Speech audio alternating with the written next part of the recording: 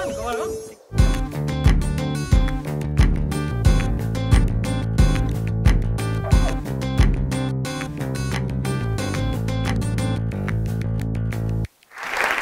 you. Thank you, and good morning to everyone. It's really an honor to be here at the starting and the restart of the Creative Mornings. I was thinking about today's theme when I prepared for this, and the theme of now. And I realized that we're often told that we should live in the present. We should live here and now. We shouldn't dwell too much on the past, and we shouldn't really think too much about our future because we get all anxious. But I think that that would be highly inefficient, at least from a creativity standpoint. I think and I believe that we should think much more about the future. So that is what I will talk about today. I have been working with 25 years, sort of, with creativity and innovation. I worked with various industries, but the last 5 years I worked in textile and fashion industry, trying to use disruptive innovation in order to have the fast fashion industry transform into more circularity. So that's basically what I've been doing. So I will try to kind of mix some creative takeaways for you guys, together with some insights from the fashion and textile industry. I think that creativity is kind of interesting, because when you start off with creativity, you often do everything right. So I don't know if you've been to a lot of brainstormings, but typically when you start, you have all the coffee and candy, and you have the excitement, and you have the curiosity, and you do all the right things.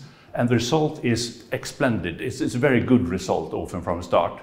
And then you say, well, this was great. We need to do this more. And then you start to think about, how can we do this right? And what should we do really? And then the creativity decreases. It's like when you're playing piano or drawing, as soon as you start thinking about how you're pressing the keys or how you're holding the pen, the results get worse. So the more you think about creativity, the harder it gets, until you reach a certain point. And at that point, you understand that what you did in the beginning was the right thing. So you understand that the coffee and candy, the excitement and all that thing, that is the important thing with the creativity. But then you do it on the conscious level. So you start doing all these basic things that you did right from the start, but you do it on the conscious level. And if you get past this focusing on creativity for a long time, there is basically no limit for how creative you can be. So I think that creativity is a skill that you can acquire, but you need to do it for a period of time. One of the things that you realize very early is that it's not really about the ideas being creative. It's much more about the questions. And you probably all know this. Like if you have a problem, like how can we end world hunger? Well, you can ask a different question. You can say, how can we produce more food? How can we share food better? How can we make sure there's no food waste? So depending on the question, you get different answer. And this typically you realize very early that it's all about asking the right questions. So here's the first takeaway for you guys. This is related to this. It's about the closer you get to the problem, the less likely you are to ask the right question. And what do I mean by that? Well, let's say, for instance, I need to get into shape this summer. Well, it's a problem very related to me. And the thing that you do then is you start asking the different questions. You say, well, I need to exercise more. I need to eat right. Or you can ask the question, how do I collaborate with others that inspire me in order to exercise more? Or whatever. Same thing with the companies. So currently a lot of companies working with sustainability, and maybe it's very imminent, how can we become a more sustainable company? But the closer the question gets to the company, the less tendency there are to ask all these different questions, to change perspective. So that is my first takeaway for you guys to think about. Second takeaway, there is an implicit now to all questions. See how I connected to now theme again there, so you just have to observe that.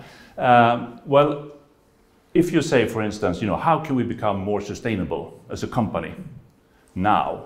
We don't say now, but it's still there. So almost every question that we ask, that we want to be creative around, has an implicit now connected to it. And there is a problem with that.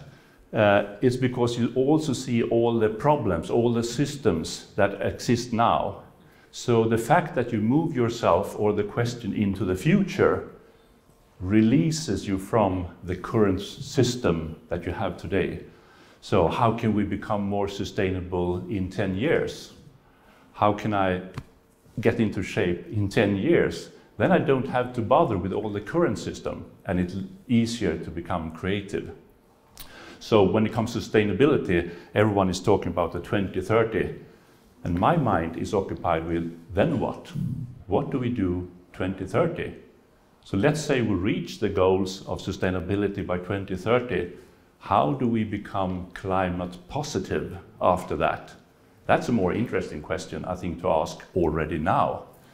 So what I want you to do is to, when you have problems that you want to be creative around, try to put them in the future. Try to put them, ask, how do we solve this 10 years from now? So more questions, put them in the future. The third takeaway is that scenarios will help people be creative. I actually read a study last month related to this. How do you get others to be creative? Other people. And I don't know which kind you are, but some people are kind of think it's a bit pressure being creative. I think it's, now we should come up with an idea, and they feel all anxious, now I need to be creative. I have a hard time being creative. And there was a study saying that scenarios is one of the best ways, or the best way actually, to help other people that normally don't work with creativity to become creative.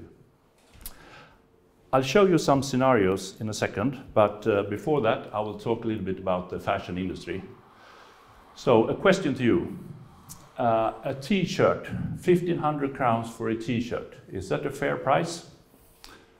So question for you, how many of you would buy a t-shirt for 1,500 crowns? Raise your hand.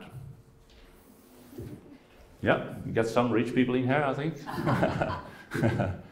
Well, now you probably think, well, he probably means a very specific, special t-shirt. No, I mean a regular t-shirt, 1,500 crowns. Almost none here think that's a good price, right? That is probably the price that it would cost in Sweden to produce a t-shirt. So if we produce the t-shirt in Sweden, that's typically what they would cost, probably. So if you think about, the effort creating a t-shirt here in Sweden, we will end up with that cost. So what about 50 crowns? Let's say 50 crowns. Would that be a good price? How many think that 50 crowns would be a good price? Yeah, a little bit more hands up here. 50 crowns seems fair. But then you have to think about, how do we create t-shirts? We farm cotton, we spin cotton to yarn, then we produce a weave, then we sew that to a t-shirt, and then we color it or dye it so to get a specific color. And normally 40% of the price is for the resellers. So around 30 crowns, that is the whole process from cotton fields to a ready packaged t-shirt. And many people think that that is a fair price. Well, you have probably heard the expression, there's no such thing as a free lunch. Well, there's no such thing as a t-shirt for 50 crowns. If you buy a t-shirt for 50 crowns, you can be sure that someone else is paying. It's not only you that is paying. So that is the situation that we have today. So let me give you some insights about textile industry. Typically, we have textile on our body 99% of the time. Now you probably start thinking about what you are doing and when you don't have textiles, but normally you will end up saying that, well, in the shower, that's the only time during the day that you don't have any clothes, any textile next to your body. And the first thing you reach for when you get out of the shower is textiles. So we have textiles everywhere. And that is part of the problem. We don't think about textiles. We don't think about it very much because it's always there. And if you look around you here, you see textiles, everywhere. We can also do a little experiment here. Normally we have at least 5 pieces of clothes on us. So 1, 2, 3, 4, 5, 6, 7, something like that. And then you can calculate saying that how many people are we, let's say in Sweden. We are a small country, 10 million people, something like that. So 5 garments, 10 million people, that's 50 million garments that are in use right now. If you think about, say, let's estimate 10 settings of garments at least, we have all the people that are in here today. So then we are with 500 million garments in Sweden that we own today. Then we haven't calculated all the working clothes, the rugs, the curtains, the towels, the sheets, all that. So basically there's loads of textiles. If we think about the world, 8 billion people, 5 clothes, that's 40 billion pieces of clothes that are used right now, basically. So it's a huge, huge problem. If you think about the industry, the textile and fashion industry in Sweden has a revenue of half the transport industry, double the food industry, 4 times the electronics industry. So it's quite a big industry for Sweden. And of course, it causes a lot of problem related to sustainability, especially when you calculate 40% overproduction. So when a fast fashion company produces a shirt, they calculate with 40% overproduction. So if they estimate to sell 1,000 pieces, they produce 1,400 pieces. That's normal in the business. And clothes are used on an average 1.5 times in the Western world. And that seems maybe a little, you may be thinking, yeah, I have my jeans, I've had them for 10 years, I use them every day. Yeah, but you probably have around 70% of your wardrobe that you are not using at all. And the overproduction here, the 40%, are not worn once. So in general, we are at that level. Here are some articles from Sweden from last month. The first saying Ghana in Africa, they're saying, please don't send more clothes. We don't want more of your clothes that you throw away.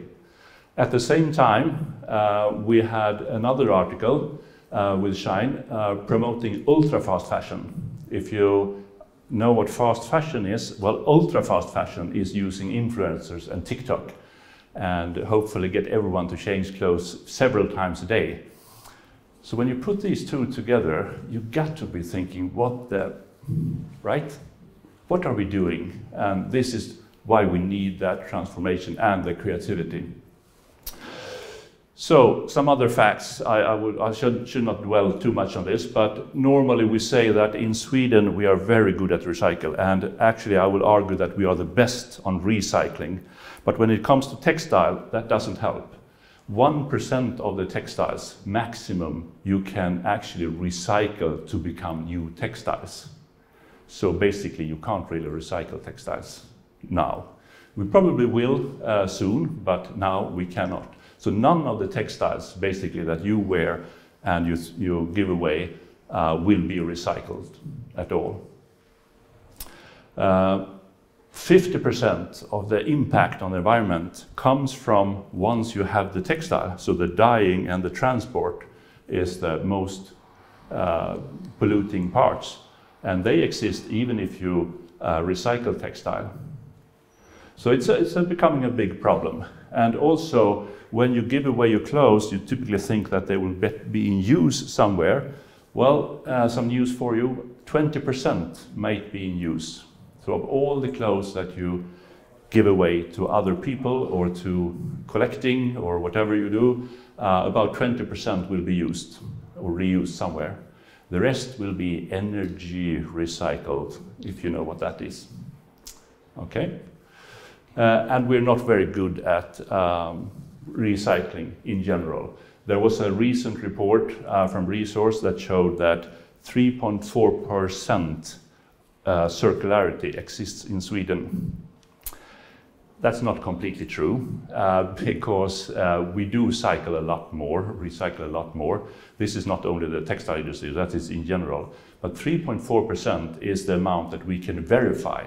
So we can verify that 3.4% of everything that we recycle is really recycled. So that's the situation today.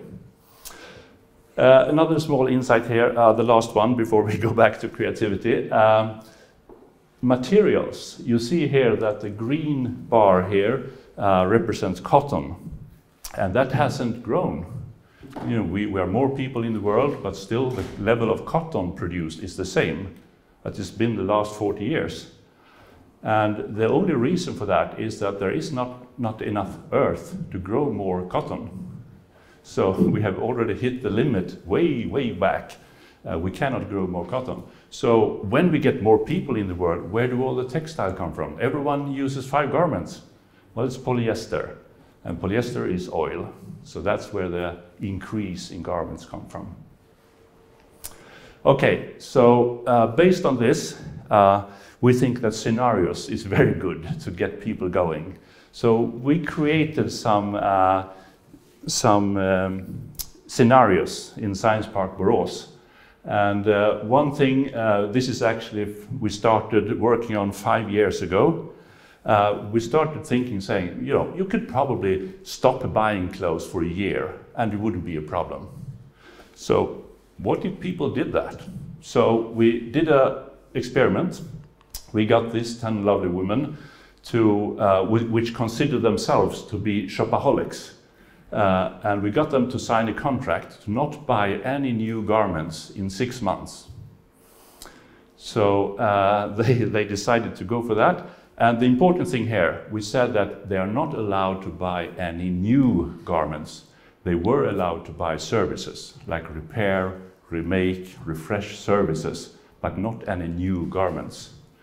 And the result from the experiment was that at the end of this period, they said that we consume much more fashion. We Instagram much more. We are, you know, living fashion much more than before, but we don't buy anything new. Going to the stores, it's very boring because everything looks the same. So they had found a way to use from friends, relatives, garments, remake them, and they lived more fashionistas.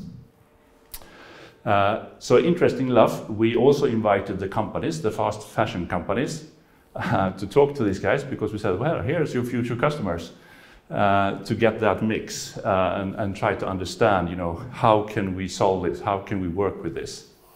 So it was a very good experiment, and the year after it scaled up, so it was in 10 places around Sweden, and we had thousands of followers to the Instagram account in Sweden. So it exploded. No marketing at all, only driven by the insights of the customers. So this is one way that we created a demand from the companies, from the customers to the companies, in order to drive this change. So that's one scenario. Another scenario that we are working on now is, what if clothes can talk? You know, I said that maybe 70% of your wardrobe you never use. What if they could talk? So what we are trying to find out is that, let's say it could be something like this. You walk out the door and then you get a push in your mobile. So it says something like this. Well, now I can't not read really here, but it says, you know, well, don't you like me anymore? Maybe you get an SMS from your jacket saying, you know, don't you like me anymore? So, and then it answers, well, it's not me. It's, and then you have a dialogue going out through the door where the jacket actually can sell itself on the eBay or the Tradera, like that. Would that be possible? Well, yes. What we actually found was a ship, because one of the problems working with garments is that if you want to send something to your phone, you typically need a battery. And battery in clothes is no good, because you need to wash the clothes and normally don't work. So we found this little ship that actually is harvesting energy from the air, from the radio waves, enough to push messages to a phone. So we don't need any battery. We can do this right now, and we can have the garment talk to us. So we have, again, if you recall the numbers, we have a couple of millions clothes that could start talking to us and try to be able to share each other without our knowledge. Another thing we work on, scenario we work on right now, is for robots to handle textiles. And most people think that's very easy, but a robot could pick a coffee cup, it could pick a screwdriver, but if you toss a t-shirt, you don't know what it is. It looks different every time. So it's very, very hard for robots to pick textiles. So that is what we are working on, of course, and what we're trying to do now is to create a sort of a remake machine. So you see the little parrot on the yellow shirt there. It's actually an overproduction. It's an overproduction where it wasn't sold. No one wanted to buy these yellow shirts. So what we did, we embroidered a parrot on it.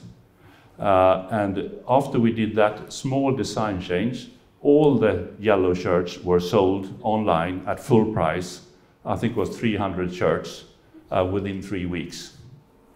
So that small parrot increased the value of the garments from nothing to full price. And what if we can do that automatically in Sweden with robots? Then we have a huge market. So that's one thing that we are experimenting right now. Last example here, a thing we did with transparency. We said, what if we could have 100% trustworthy transparency? So what we did together with Gina Tricot and Paper Tail, we created this app that you see here. And we actually went to Australia, interview the cotton farmers. We went to Bangladesh and interviewed the people weaving the fabrics. And we put all this into an app. We also measured the energy consumption when sewing these garments for the specific garments. And all that we connected to the specific garments on this ship with blockchain technology, so it could be trusted and not altered. So we used NFC, blockchain, apps, and full transparency. And the interesting thing here was, are people willing to buy this? Because what Gina said, that we also want economically transparency. So these garments had the price that was 4 times as high as a regular garment. We put this out on the online shops, and it took, how long do you think it took before they were sold out? Estimation? How many? It was around 300 garments. 2 days? Yeah, 2 hours actually. So it was a small collection, so you cannot really make any decision based on that, but at least it got Gina understanding that yes, the customer are willing to pay if they can trust that the transparency is there. If we just make general assumptions, no, but if you can trust it through blockchain, yeah, we're willing to pay as much as 4 times the price. 1 minute before I close, I want you to talk to the people next to you and think about what are your scenarios. So talk to the one next to you, say what are your scenarios in your business.